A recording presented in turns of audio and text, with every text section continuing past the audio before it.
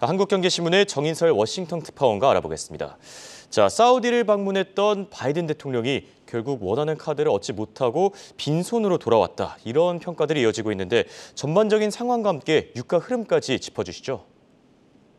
네, 말씀하신 것처럼 바이든 대통령은 현지 시간 16일에 이렇게 얘기를 했습니다. 원유 수요에 대응하기 위해 충분한 공급을 보장할 필요가 있다라는 부분에 사우디가 동의했다라고 밝혔습니다. 하지만 사우디 외무장관은 곧바로 증산 논의는 없었고 에너지 위기는 미국의 무리한 탄소 중립 정책 때문이다라고 미국과 온도차를 보였습니다. 물론 사우디도 원유 공급은 수요에 달렸다라고는 했지만 이건 원칙론적 얘기고요. 무함마드 빈 살만 왕세자는 이미 사우디가 최대 생산 능력치인 하루 1,300만 배럴 증산 계획을 발표했고 추가 생산 여력은 없다라고 잘라 말했습니다. 미국 요청에 협조할 뜻이 없다는 점을 분명히 한 거죠. 결과적으로 바이든 대통령은 빈손으로 돌아왔습니다. 로이터 통신도 미국이 원유 증산이나 이스라엘을 포함한 중동 안보 협력에 대해 구체적인 성과를 내지 못했다라고 평가를 했습니다. 바이든 대통령이 얻은 건 없고 빈살만 왕세자의 정치적 입지만 강화해졌다는 비판이 나오고 있는 거죠.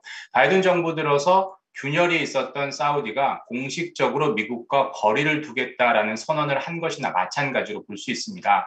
다시 말해 최소한 바이든 행정부 동안은 탈미 중립화 노선을 걸을 것이라는 점을 분명히 보여줬습니다. 사우디는 최대 원유 생산국임에도 불구하고 싸다라는 이유만으로 러시아 우랄산 원유를 구입해서 팔고 있습니다. 이처럼 국제 유가는 이중 가격을 형성하고 있습니다.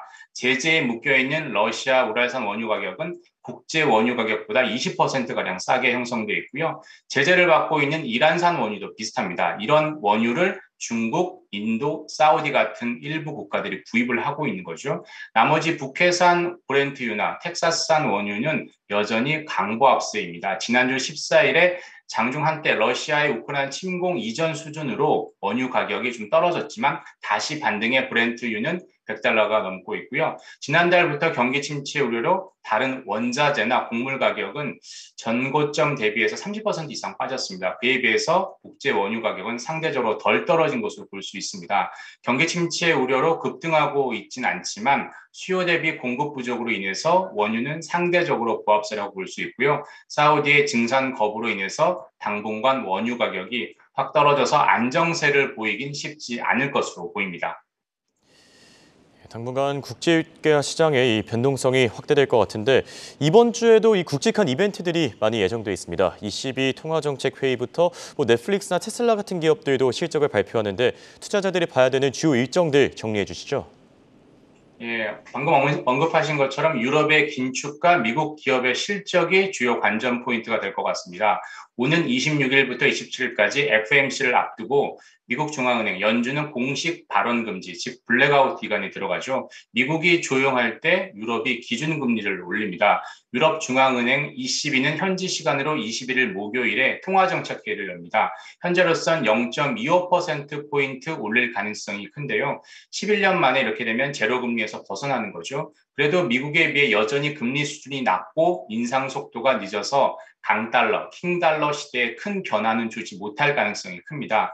하지만 시장 예상을 보고 ECB가 0.5%포인트 금리를 인상한다면 국제 금융시장이나 외환시장은 큰 변수가 될 수 있습니다. 또 하루 전날 20일에 영국의 6월 인플레이션 지표가 나오는데요. 현재는 6월에 9.2에서 9.5% 정도 전년 대비해서 상승한 걸로 예상되고 있는데요. 만약에 상승률이 10%에 육박한 걸로 나온다면 또다시 글로벌 인플레이션 우려를 키울 수 있습니다.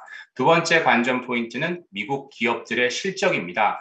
지금까지 S&P 기업 기준으로 해서 7%가량 분기 실적을 발표했는데요. 60% 정도가 예상치 이상의 주당 순이익을 발표했습니다. 지난 5년 평균 77%보다는 좀 아래의 수준입니다.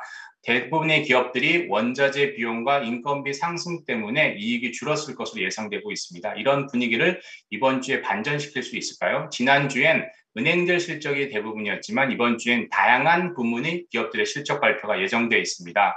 18일에 우선 골드만삭스와 BOA가 실적을 발표하고요. 19일에 넷플릭스, 20일에 테슬라가 각각 실적을 발표합니다. 2분기 실적도 관심사지만 더 중요한 건 3분기 실적 전망치겠죠. 기존보다 좀 낮아지면 경기 침체 우려가 커지고 투자 심리에 악영향을 미칠 수 있습니다. 그리고 주택 지표도 주목해야 합니다. 18일에 전미주택 가격 지수, 19일엔 6월 신규 주택 착공 및 허가 건수가 나옵니다. 금리 상승으로 인해서 신규 주택 가격이 하락세고 주택 공급도 조금씩 줄고 있는데요. 경기 침체의 영향으로 그 추세가 이어질지 살펴볼 필요가 있습니다. 전반적으로 이번 주엔 유럽의 인플레이션과 긴축이 변수가 되고요. 그리고 미국 기업의 실적을 중심으로 미국의 경기 침체 여부를 살펴야 할 것 같습니다. 이를 통해서 오는 27일 FOMC에서 기준금리를 75bp 올릴지 100bp 올릴지 조금 더 가늠해 볼 수 있는 기간이 될 것 같습니다. 지금까지 워싱턴에서 한국경제신문 정인설이었습니다.